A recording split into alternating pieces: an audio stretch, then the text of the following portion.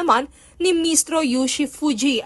Habang isang petisyon naman na sumasalungat dito ang inihain ng Liga ng mga Barangay sa Pilipinas na humiling sa SC na ideklara ito bilang konstitusyonal.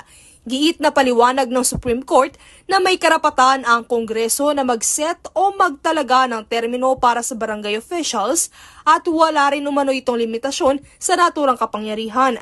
Sa makatuwid, ang susunod na Barangay at Sangguniang Kabataan Elections o BSKE ay gaganapin sa November 2, 2026 batay sa desisyong inilabas ng Korte nitong Martes, November 11.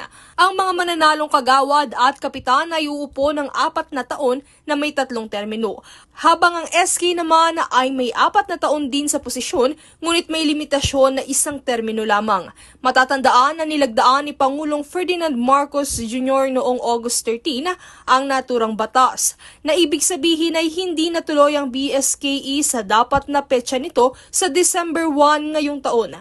Princess Castro nag-uulat para sa Golden Nation Network.